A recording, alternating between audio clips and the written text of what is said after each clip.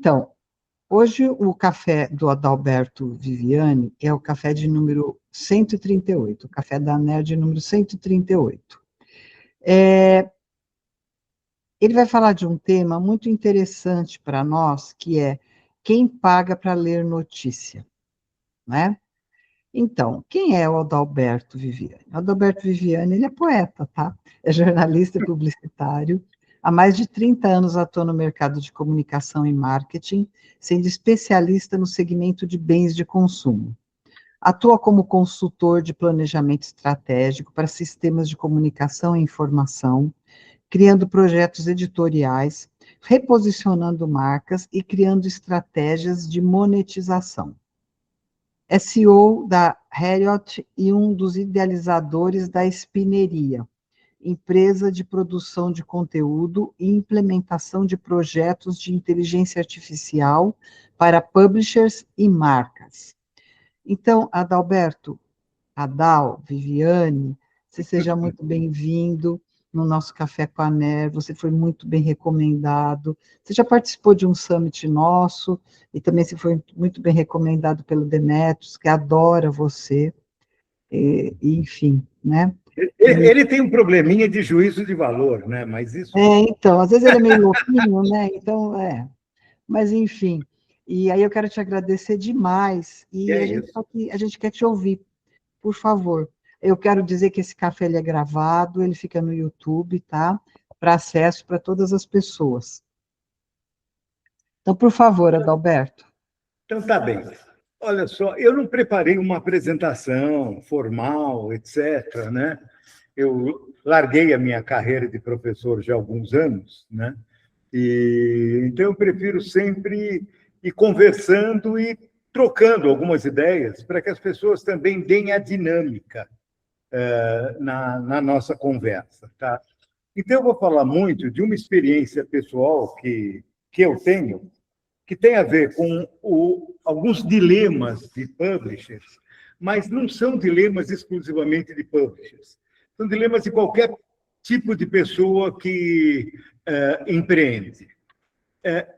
Eu vou começar com uma situação um pouco alegórica. Uma dos veios da minha empresa, em termos de consultoria estratégica, sempre foi o mercado de bebidas, né? Eu trabalhei muitos anos atendendo grandes marcas de bebidas e dei muito curso para empreendedores no segmento de bebidas. Toda vez que eu começava um curso, eu perguntava para as pessoas o que elas faziam. Então, eram micro cervejeiros, estavam montando beer pubs, etc. E eu perguntava o seguinte: por que vocês montaram uma micro cervejaria? E 99% das pessoas diziam o seguinte: eu montei uma micro cervejaria porque eu sou apaixonado por cerveja. E a minha segunda pergunta é: quem aqui tem cachorro? Porque poderia, sendo apaixonado, poderia montar um pet shop. Essa alegoria eu faço pelas minhas conversas que eu tenho tido com publishers que vivem normalmente um dilema. Se nós estivéssemos falando de produto de consumo, nós estaríamos falando aqui do produto centrismo. Eu vou criar um outro termo aqui, que é o notícia centrismo. O primeiro dilema que eu vejo nos publishers que trabalham comigo é que eles encaram o projeto, muitas vezes, como um projeto de produção de conteúdo e não um negócio vinculado à produção de conteúdo. Isso cria um problema no campo do negócio. E aqui, deixando uma coisa clara para vocês, eu nunca, em projeto nenhum, interferi em linha editorial. Tá? Então, não faço isso, não é o meu campo. Eu sempre entro tentando fazer com que as pessoas compreendam que o modelo mental de um portal de notícias, de uma ação que qualquer que você faça no digital, assim como era na mídia impressa, você tem que raciocinar como um modelo de negócios. E aí o meu primeiro desafio é o seguinte: as pessoas, né, acessam as notícias para aqui, pelo celular. No celular, tem o app do banco, tem o app para você realizar compras pela internet, tem o app do supermercado. Então, você tem a notícia no mesmo equipamento onde você tem o dinheiro, no mesmo equipamento onde você tem a possibilidade de efetuar transações, de compra de produtos e serviços. Não é possível que a gente não consiga, com os projetos que nós temos, criar modelos de monetização que hoje estão simplificados.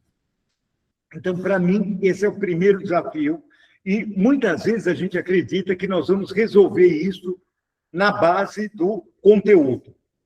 Então, eu acompanho muitos projetos editoriais, onde eu vejo o seguinte: eu vou mudar o meu projeto editorial para atender uma determinada situação de mercado. Se nós estivéssemos falando aqui de produto de consumo, quando eu mudo a embalagem de um produto de consumo, eu vou investir para fazer essa mudança de embalagem R$100 mil, e vou gastar R$1 milhão para comunicar a todas as pessoas que eu mudei a embalagem. Por quê? Porque a comunicação sobre o que você está fazendo é tão importante quanto a mudança que você operou. E, na verdade, a gente tem uma vocação para olhar para dentro das nossas publicações. Eu acho que esse é o primeiro problema que a gente tem que enfrentar. Porque as pessoas pagam para ler notícias.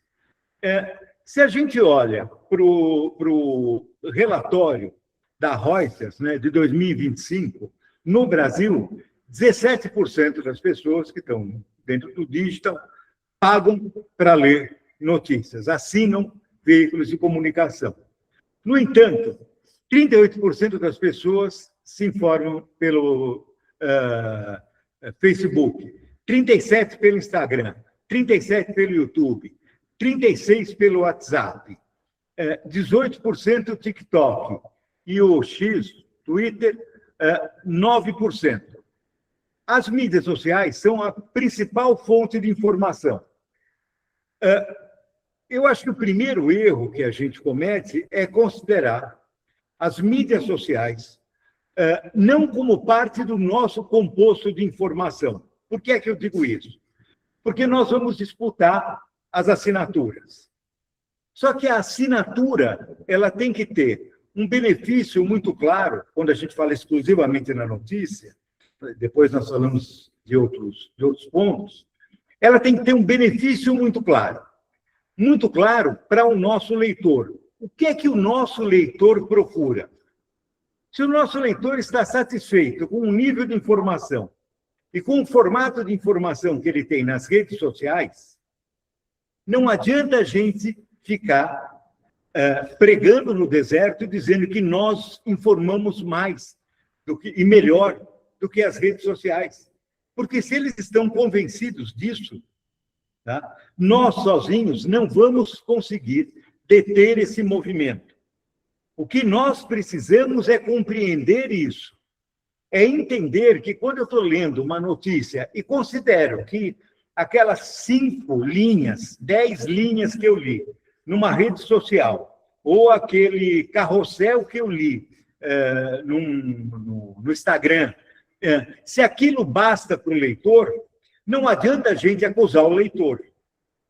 O leitor ele não está se informando corretamente, etc. Aquilo está bastando para ele, a não ser em situações muito específicas. Quando você tem uma crise, quando a gente teve a pandemia, as pessoas queriam mais informações com mais profundidade. Você tem situações, na realidade, onde a profundidade é determinante, mas, na grande maioria dos casos, uma informação que te dê horizontalidade em temas, ela é suficiente para que você mantenha a convivência. Então, a primeira coisa é entender que as nossas redes sociais, elas são parte do nosso sistema de informação. E eu vejo poucos publishers criando alternativas de monetização das suas redes sociais. Então, primeira coisa, eu acho que isso precisa ser feito. Quais formatos? Você vai ter todos os formatos possíveis, você vai ter os publi editoriais que você faz no teu veículo, no teu site, eles também podem ganhar formatos para as redes sociais. E você pode criar modelos de monetização para isso. Pagar para ler notícia, né? Eu, como sou do tempo do Pestap, né? Tem gente que nunca ouviu falar nisso, né? Mas eu sou do tempo do Pestap, que a gente colava, né? Fazia fotolito, era uma coisa espetacular, né? Eu brincava que se a gente cheirava tanta cola Michelin, que se a gente espirrasse, grudava o sujeito na parede, né? A gente utilizava isso aí. Naquele tempo, a gente tinha os jornais que tinham o maior volume de assinantes, e nós tínhamos o Diário Popular, que era o rei das bancas. O rei das bancas tratava o título com um perfil de marketing. Por quê? Porque ele tinha que vender na banca. Ele tinha que fazer um título onde as pessoas tinham que ir até a banca de jornal e encontrar ali algo que interessasse. As revistas, para venda em banca, sempre trabalharam os títulos de maneira mais interessante. Por quê? Porque a notícia era um produto à venda. E ela continua sendo um produto à venda. A separação de igreja e Estado que nós vivemos nas gerações, até o ano 2010, 2015, isso acabou.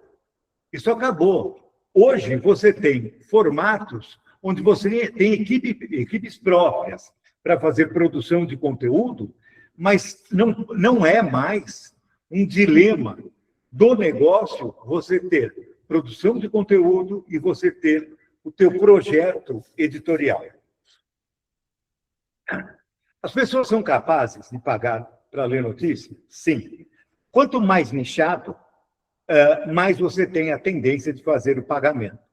Você tem as publicações onde você tem concordância ideológica, por exemplo, e você acha que aquela publicação precisa existir. Você vai fazer um investimento ali naquela publicação. Você vai ter publicações onde você tem ganhos complementares, né? Então, você assina, você vai ter curso. Isso não é novidade.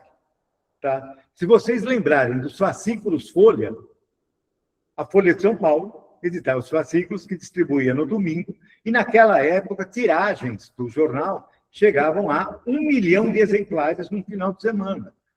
Por quê? Porque a pessoa acaba comprando o exemplar para ter acesso ao fascículo.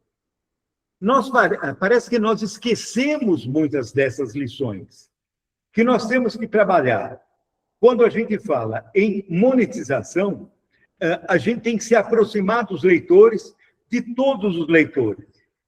Costumo dizer que hoje nós temos uma obrigação de produzir os conteúdos em camadas.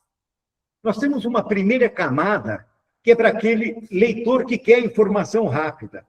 E não adianta dizer que a gente não vai dar essa informação rápida. Por quê? Porque ele quer isso e ele gostaria muito que nós dessemos essa informação mastigada para ele em todas as plataformas possíveis, para que ele consumisse isso de maneira instantânea. Quando ele está no ônibus, antes nós líamos jornal no ônibus, né? Inclusive era muito desconfortável, porque o jornal era enorme, a gente tinha que dividir o jornal com o sujeito do lado, né? Hoje as pessoas estão ligadas no celular. Ligadas no celular, o celular é um mundo de distrações. Ao mesmo tempo que você está vendo o WhatsApp, você vê um Instagram, você vê uma notícia que pipoca, você vê uma outra informação. Nós disputamos atenção com isso. Se nós disputamos atenção com isso, a nossa linguagem para o meio tem que ser rápida, ágil, pautada em imagem.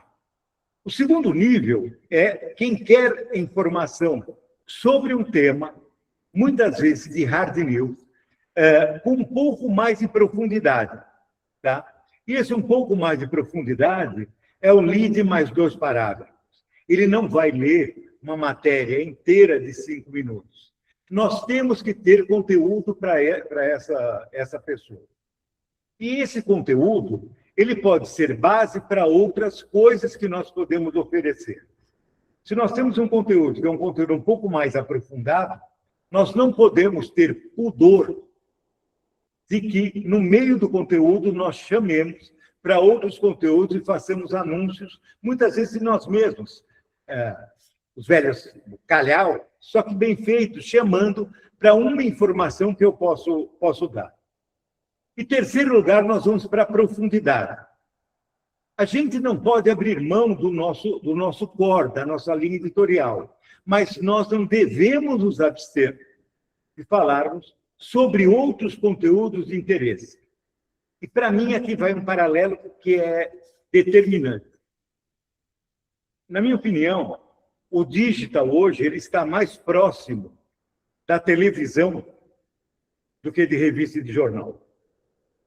A televisão foi quem profissionalizou os sistemas de informação no país. Quando a Rede Globo começou a se construir no país, ela começou a construir um sistema de informação que ela começava, junto com o Ibope, a dizer quem estava assistindo, onde estava assistindo, qual era o resultado que estava assistindo, o que estava dando audiência. Nos programas ao vivo, o monitor ficava apontando qual era o índice de Ibope, se ele subia mais, se ele subia menos. Isso acontecia nos jornais também, onde você esticava um comentário de um determinado articulista e você via que aquele tema rendia e você voltava no final do jornal. Porque a TV entendia que ela tinha um elemento chamado audiência. E audiência é exatamente o termo que nós utilizamos para disputar o nosso mercado. A audiência determina uma percepção de que a marca é importante. A audiência determina a percepção de que nós conseguimos entrar na hard news. E a audiência consegue demonstrar que, no mínimo, por aquele veículo nós deveríamos estar passando. Se na década de 80, década de 90, né, era... talvez um pouco antes, na década de 70, na década de 80, você andar pela rua com um determinado jornal, um determinado livro, se conferia status, você ia à livraria Cultura, se conferia um determinado status.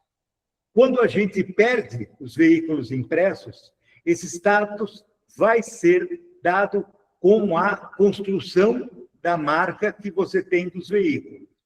Para que eu possa dizer, eu li no veículo X, eu assino o veículo Y, isso fortaleça a marca e a gente dê em troca um conjunto de informações para leitores variados. Ninguém vive exclusivamente hoje dos seus leitores fiéis, porque os seus leitores fiéis estão sendo abordados a todo momento por outros veículos com informações muito importantes. Então, eu acho que a primeira coisa, para que a gente possa conversar também sobre isso, é a gente compreender que nós temos um negócio nas mãos, né? Ser publisher é gerir um negócio. Esse negócio, ele tem a ver com audiência, tem a ver com a sua produção de conteúdo atual, tem a ver com o teu público atual, mas tem a ver também com a oportunidade que você tem de disputar novos públicos, não tão fiéis, mas que passem pelo teu veículo também. Se eles tiverem a cognição de passarem sempre pelo teu veículo, é altamente provável que eles possam manter algum tipo de vínculo financeiro. A leitura, pagar para ler notícias, eu acho que é uma disputa que nós vamos continuar a manter. Todo publisher reclama do Discover, que o Discover muda a regra, então a gente perde audiência, etc. Sobre o Discovery e as redes sociais, eu falo a mesma coisa. A sociedade cometeu um erro de achar que rede social era um espaço livre e democrático para que as pessoas trocassem informação. A rede social pertence a uma empresa que tem o objetivo de dar lucro. Então, você transferir toda a responsabilidade da tua vida para uma outra empresa, imaginando que ela vai cuidar bem de você, tá? Me parece que que é imaginar que nós estamos vivendo no nirvana, né? Num momento em que as pessoas, o mundo é muito bom e nós estamos absolutamente seguros. O Discover é a mesma coisa. O Google é uma empresa, tem seus interesses próprios, depositar as nossas esperanças no Google, no Discover, é transferir responsabilidades. A responsabilidade pelos nossos negócios é exclusivamente nossa, né?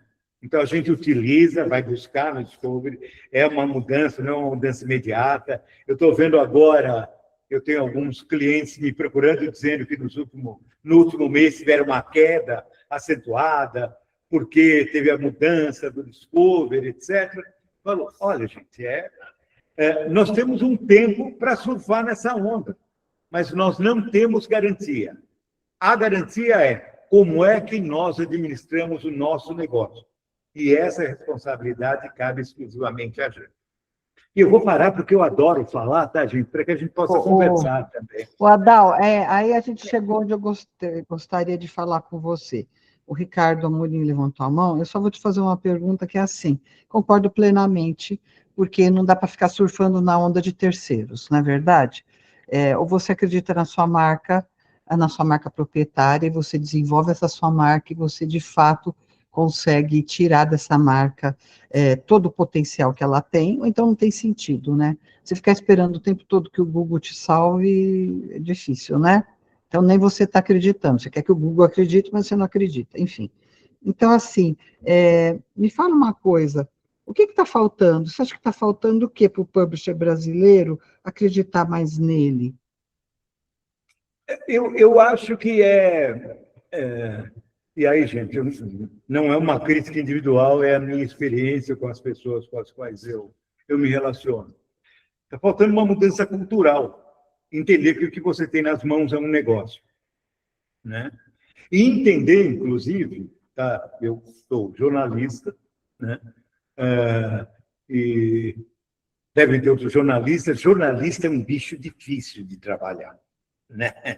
Porque jornalista, né? A gente foi criado, eu fui criado numa geração de fazer jornalismo para mudar o mundo, tá?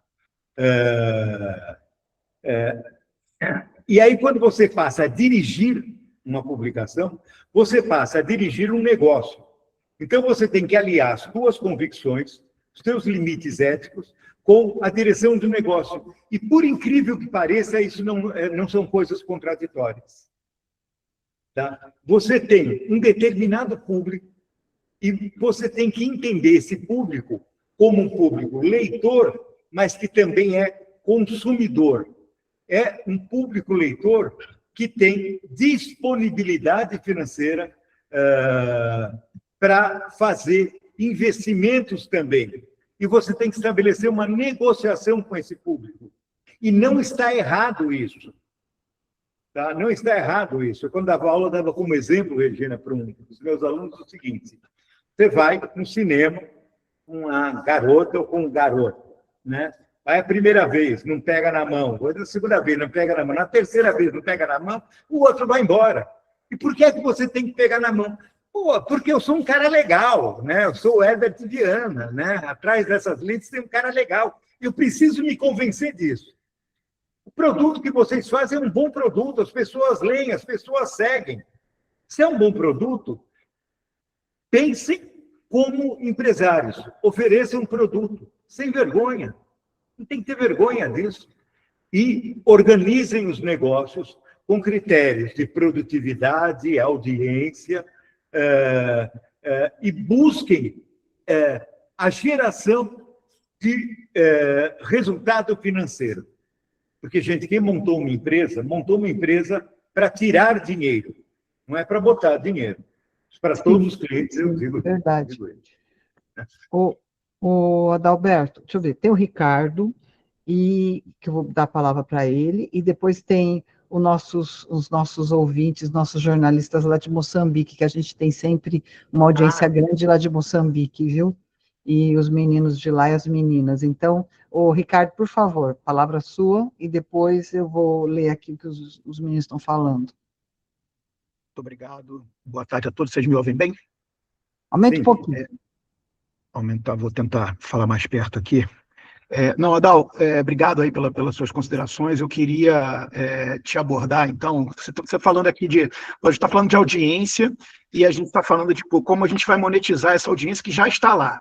Tá? Então, eu queria que você falasse um pouquinho do maldito paywall, porque esse cara, paywall, é o que, para mim, tá, é o que cria uma frustração no leitor absurda, porque se você pensar na audiência de um veículo, tá? Vamos falar, sei lá, numa audiência que seja 100, tá?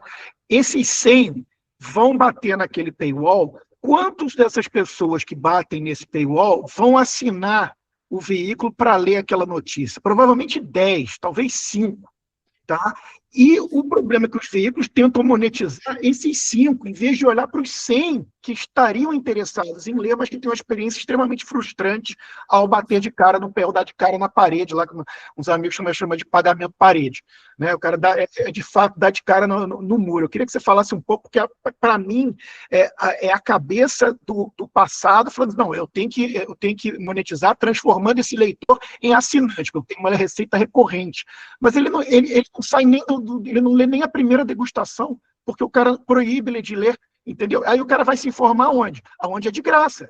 E aonde, inclusive, tem o viés de confirmação. Ele começa a ler site que pode até ser de fake news, porque diz o que ele quer ouvir, ele não paga nada. No site que teria alguma profundidade ou alguma coisa que talvez o incomodasse, ainda paga, fala, pô, eu vou pagar para me aborrecer? Não, aí ele vai pro de graça, que nem sempre é tão bom. Mas, voltando à minha pergunta principal, eu acho que a mentalidade da turma de vender assinatura não cabe mais, porque ele está jogando fora 95% da audiência potencial dele, ele não monetiza esse cara ele manda embora.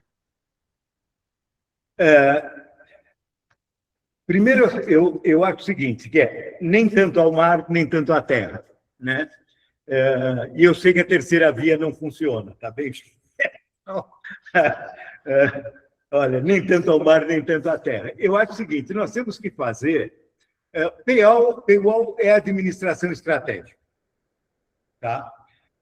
O que eu vejo muito em determinado momento, você vira e fala, não, vamos fechar tudo. E aí você fecha tudo. Aí, em outro momento, você fala, eu vou abrir tudo. Tá? Isso é o que não funciona. Tá? Você tem que... as assinaturas, elas são uma receita importante para os veículos.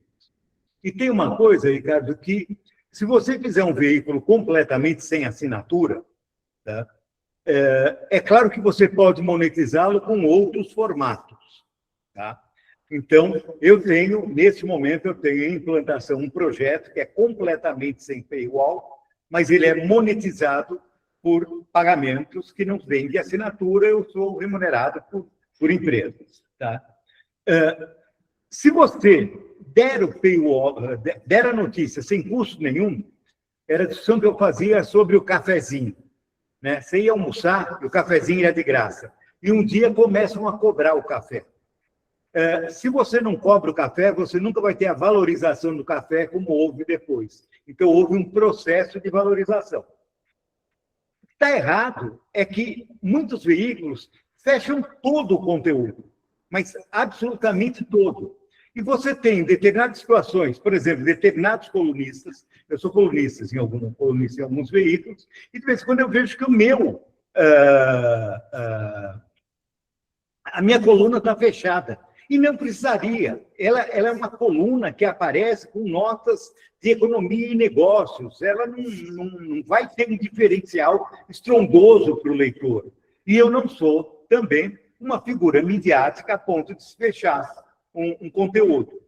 Tá? Eu fiz uma experiência num veículo que nós trabalhamos, eu peguei um colunista muito famoso, consistente, etc., e joguei absolutamente, joguei sem paywall. Por quê? Porque me interessava o fluxo para o veículo.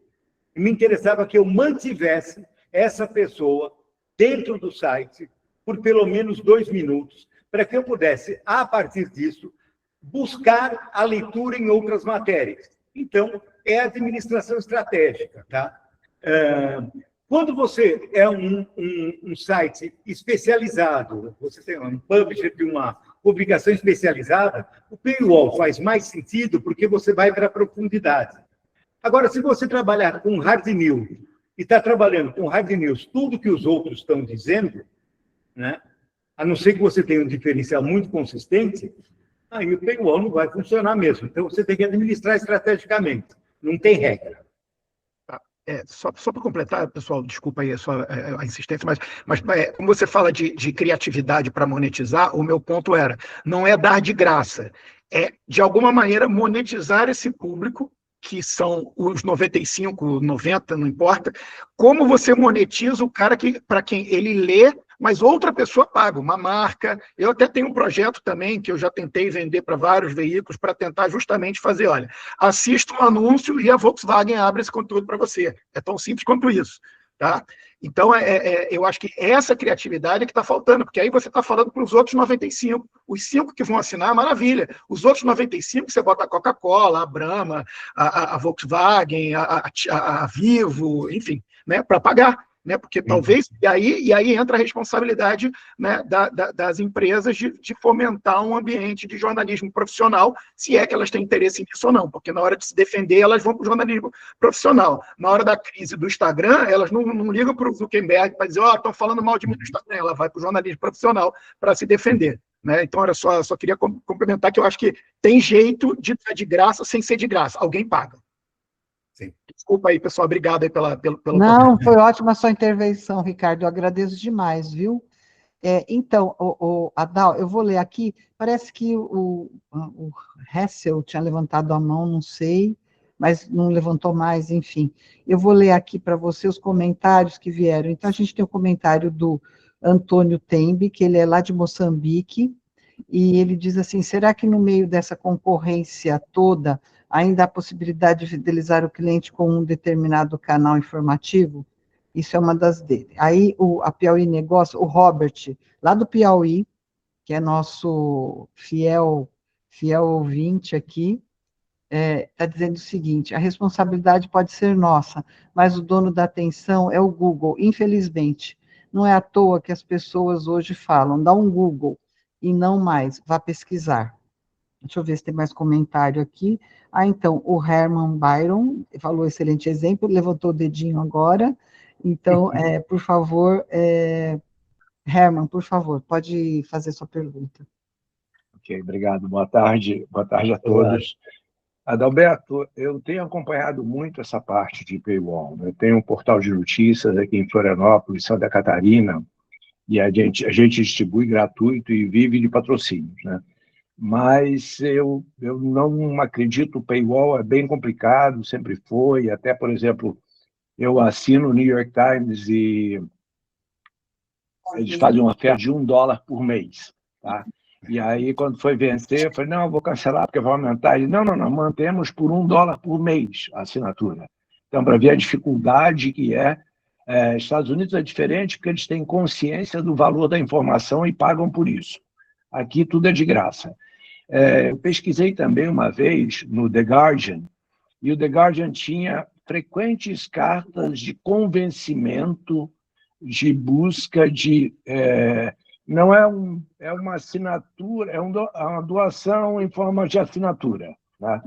E também não sei se uma vez teve um pesquisador britânico que esteve aqui em Florianópolis, e ele falou que o The Guardian está sempre mendigando, que foi a palavra que ele falou. Estão me ouvindo? Tá. Muito bem. E o The Guardian tinha pelo menos essa possibilidade. É o 880. Você pede, solicita, etc., e o outro tem um paywall onde você tem que praticamente fazer o que o leitor pede. Essa ideia que você trouxe de trazer diferenciais que tenham valor agregado pode ser uma maneira de complementar esse pedido no estilo The Guardian, onde você entrega um pouco mais, mas para você entregar um pouco mais, você pede uma contrapartida. Não sei como é que você vê essas duas opções. Eu concordo com você. Bom, em primeiro lugar é o seguinte, eu me sinto falando, olhando para o espelho, viu, Herbert? Eu estou olhando aqui para o espelho, né? Eu acho o seguinte, não existe modelo de negócios que seja replicável para todas as pessoas, para todos os publishers. Tá? Você tem especificidades, você tem uma regra geral. Né? A pessoa se dispor a comprar algo, ela compra porque tem um benefício. Ou é um benefício racional, ou é um benefício emocional. Tá? E, para mim, sim, a notícia continua sendo um produto à venda. Tá? A gente não pode ter a visão romântica de que eu preciso me informar, porque senão eu morro sem isso. A gente vê num país que gente acreditando, né, que a vacina era ruim e que a Terra era plana, né, nós não estamos propriamente discutindo que as pessoas consideram a notícia fundamental para viver. As pessoas têm que ter um nível de retorno que bata em alguma satisfação. Pode ser a satisfação objetiva, que foi aquela maluquice dos cursos, né? Todo mundo saiu vendendo curso, né? Curso é uma alternativa? É uma alternativa, tá? Dá certo para todo mundo? Não, não dá certo para todo mundo, tá? Mas ela é uma tentativa válida se você descobrir um nicho específico, sim. Você tem a venda de produtos digitais. Você tem um determinado fluxo dentro do teu site. Se você tem um fluxo e você tem uma pessoa ali dentro, essa pessoa pode ser motivada a fazer um desembolso qualquer, porque a internet ela é uma prateleira infinita de produtos à disposição. São produtos e serviços. Se você tem um produto a ser oferecido, um produto digital, que você não vai ter logística, você não vai ter nada para fazer. E esse produto digital, ele é uma alternativa que a pessoa ganha se fizer uma assinatura tua. Então, eu tenho um benefício para isso. Eu tenho a possibilidade e aí são coisas que as pessoas não implementaram, mas eu acho que deveriam implementar, né? Você tem uma possibilidade de fazer com que você tenha acesso a canais de vídeo. Você pode produzir canais de vídeo por dentro do YouTube e você pode trabalhar com vídeos de terceiros, ou pode fazer acordos com isso. Você tem que usar a sua criatividade para gerar uma oportunidade para isso. E emendando com isso, o que o Ricardo falou, ele tem razão, que é exatamente o que eu penso, tá? Eu acho que quando eu tenho um leitor, e se eu tiver a oportunidade de 2 minutos com esse leitor, eu tenho que encarar esse leitor como uma oportunidade de negócios que eu posso oferecer para veículos, que eu posso oferecer para anunciantes, que eu posso oferecer para parcerias. Então, eu crio modelos de remuneração. No evento que nós tivemos na ANER, teve o Buco do Estadão, e o Buco, no evento, ele falou, se não me falha a memória, que 50% do faturamento do Estadão já vinha de projetos especiais. Sim, sim, falou. Então, a criação de projetos especiais é o Bolfo, Luiz Bolfo, do Estadão, do DEMET. Tá? O Bolfo, ele falava exatamente isso. E tem uma regra na internet, gente, que é o seguinte: erre rápido e conserte rápido. Eu fiz uma coisa, puxa, não deu certo, né? A gente tenta outra coisa, né? É diferente do investimento que a gente tem que fazer muitas vezes, tinha que fazer no impresso. A gente tendo uma ideia, o desenvolvimento dessa ideia no digital, ele é muito mais barato e muitas vezes muito mais rápido. Então, não pode ter medo de errar, né? Não pode ter medo de errar. A gente tenta, não é esse caminho, né? O Otávio Paz, né?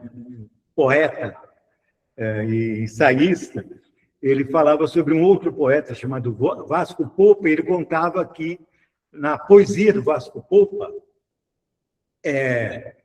quando o Vasco lança um poema, né, lança uma palavra no papel, ele cria uma seta, e cada seta cria o alvo. No fundo, é o que nós temos que fazer. A gente testa, né, e vê o resultado. Quando a gente vê o resultado, surgem alvos ali, e a gente muda a rota. E aí a gente tem que se renovar o tempo inteiro. O tempo inteiro. Nos portais que eu tenho projetos realizados, estamos falando aí de 7, 10 milhões de usuários únicos por mês, tá? O faturamento com paywall é entre 15% e 20%. Tá? Então, é um faturamento que não é desprezível. Né? Não é desprezível, não. Mas então, mas o Ricardo colocou aquela coisa, né? Que quando você recebe um link em geral, tem paywall. Isso frustra demais o potencial leitor-consumidor. É um dos comentários. Aí, o Gércio Alexandre, lá de Moçambique, ele está dizendo o seguinte, que a monetização de conteúdos da internet em Moçambique está em crescimento, impulsionada por influenciadores digitais e criadores de conteúdo que utilizam plataformas como YouTube, TikTok, Instagram, para gerar rendimentos. Como é que um publisher de um país como Moçambique, localizado na região da África subsaariana, onde algumas comunidades ainda têm dificuldade para acessar a internet, pode monetizar as suas publicações? Olha, eu não conheço a realidade de Moçambique, né? Mas vou dizer uma outra coisa nessa onda dos publishers, que é uma tendência que está sendo desenvolvida, em especial na Europa.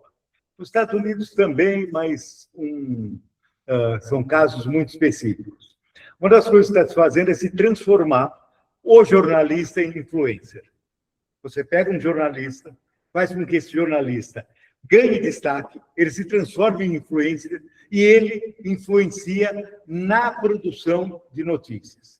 Esse é um investimento de comum acordo que você tem que fazer como jornalista, porque você tem que ter um contrato, uma negociação muito bem feita, né? Porque é como em publicidade, né? Você trabalhar, focar o teu produto num personagem vivo, o problema do personagem vivo é que ele fala besteira, né? Ele faz coisa errada, e às vezes você compromete o teu negócio. No entanto, você tem que fazer esse acordo. Quem são as estrelas que você vai ter? Né? Eu, essa semana, estava vendo um filme antigo, que é o Rede de Intrigas, né? Que está no Movie.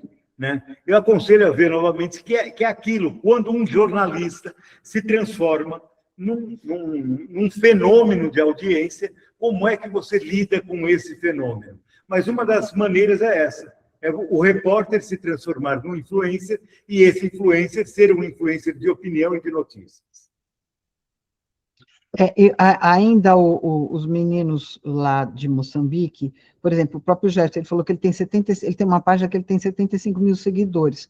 Quando ele tenta monetizar os conteúdos, ele recebe a nota segundo a qual a região onde ele se encontra não está abrangida para monetizações. E ele está perguntando se tem uma forma de dar a volta por cima nessa situação. A única maneira que eu vejo é você fazer a negociação direta com patrocinadores. É você ter determinados conteúdos onde você deixe claro que aquele conteúdo é um conteúdo patrocinado e você faça matérias que sejam de interesse dos patrocinadores, sempre respeitando a ética jornalística. Que esses 75 mil seguidores são 75 mil consumidores, que pode ser importante para uma série de pessoas e empresas. Acho que sim, viu? É interessante essa saída para os meninos lá, né? Aí também o Francisco Nelson, também lá de Moçambique, jornalista, tá? Como é que empresas de comunicação de países do terceiro mundo, como o nosso, me refiro a Moçambique, pode ter maior rentabilidade e credibilidade sem influência na Europa ou América? É verdade que com o contexto de acesso, é verdade que com o contexto de acesso às redes sociais. Você quer explicar aqui, Francisco?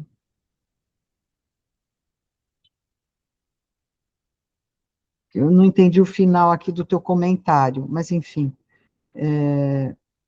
Se você quiser explicar, você tira o som e explica, por favor. Enfim. E aí, aqui está a grande questão que está sendo discutida aqui, que está se falando, né? A Carolina colocou que... assim, Francisco, por favor. Francisco entrou. Sim, mas o contexto das redes sociais a que eu me refiro é o facto de os países do terceiro mundo terem acesso, portanto, a difundir, portanto, as informações a partir do nosso país, por exemplo, mas quero me referir exatamente a essa influência, como é que nós podemos rentabilizar e ter maior acesso dessa credibilidade e influência ao nível dos países e fora do nosso continente, aos continentes que eu me referi, da Europa e, por exemplo, a América. Aí eu vou te dar uma opinião que está muito mais para o jornalismo do que para a monetização direta, mas que eu acho que existe alguns elementos. Tá? Um dos projetos que eu tenho desenvolvido aqui tem a ver diretamente com a captura de informações de países onde a gente não tem o hábito de buscar notícias. Tá? Esse é um projeto de inteligência artificial que informa as redações, os repórteres, rapidamente sobre acontecimentos que se passam nos países da África, nos países da Europa, e, essencialmente, é o seguinte, eu não quero que determinados veículos, eu não quero que eles leiam o ataque dos Estados Unidos ao Irã pelos jornais exclusivamente da Europa, porque nós vamos ter uma única visão, ou pelos jornais dos Estados Unidos. Eu quero ler as informações vindas de Israel, do próprio Irã, eu quero ler as informações do Oriente Médio, e quero ler dos sites, e quero ler das redes sociais. Então, nós temos feito um esforço para a captura dessas informações e transformar isso em informações analíticas. O continente africano e Moçambique, eles são, em grande parte, desconhecidos em grande parte do mundo, como acontece com países da América Latina. Tá? Recentemente, nós tivemos um show aqui, né, do Bad Bunny, no Brasil. Quando nós temos o show do Bad Bunny, parece que os brasileiros descobriram que eles estão na América Latina. Né? Eles dançaram salsa, né? Porque é uma coisa absurda. As pessoas parecem que se esquecem disso. E eu acho que as pessoas se esquecem do tamanho que é o continente africano. Então, eu acho que jornalismo no continente africano, jornalismo em Moçambique, em primeiro lugar, eu imaginaria um polo de produção de notícias e distribuição de informação, Francisco. Tá?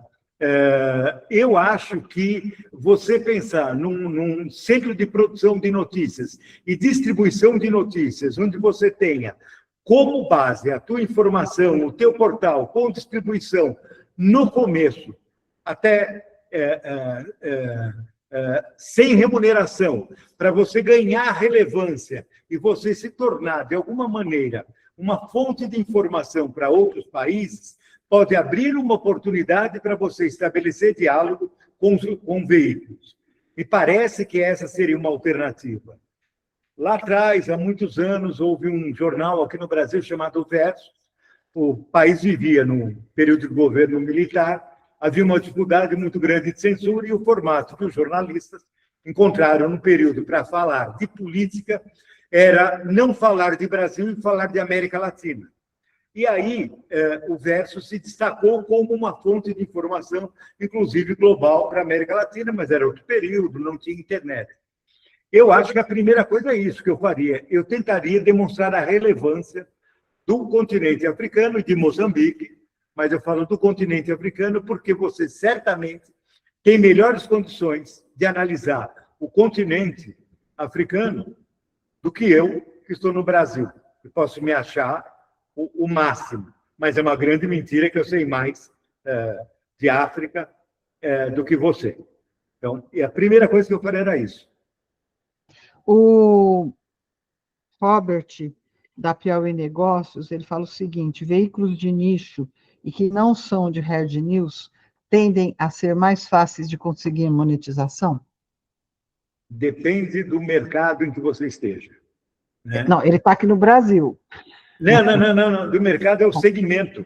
Tá? Ah, tá. Porque, o Robert, qual é o teu segmento?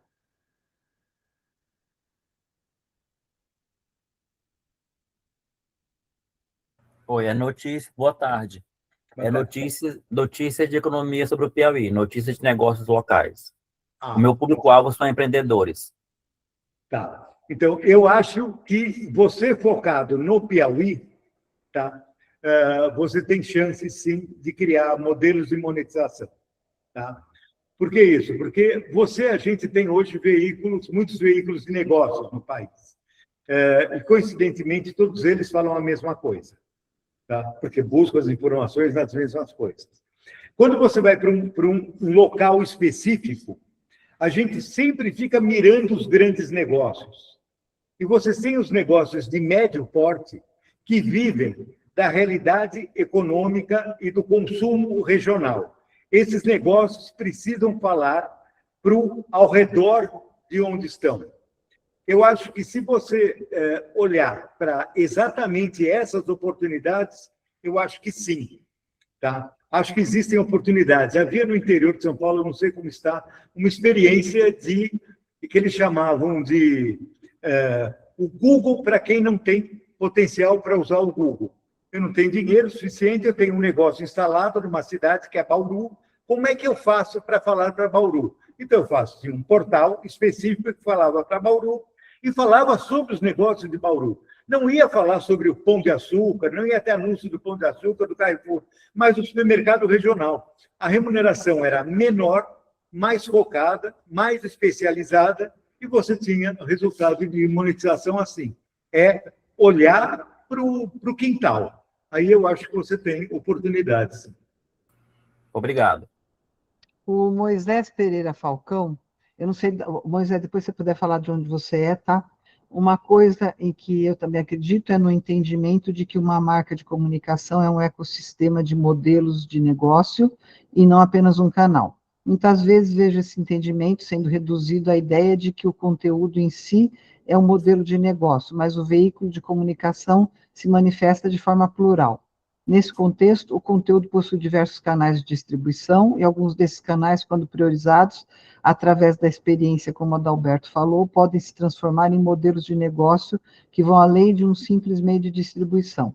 Daí surge o desafio, ter a maturidade necessária para priorizar, dentro do que é possível operacionalmente, sustentar com atenção real esse novo modelo, não apenas do time de conteúdo, mas também das áreas de negócios, marketing e comercial. Aqui depois você fala de onde você é, tá, o Moisés, por favor. Jornal do Comércio de Pernambuco. Ah, Jornal do Comércio, sim. Seja bem-vindo.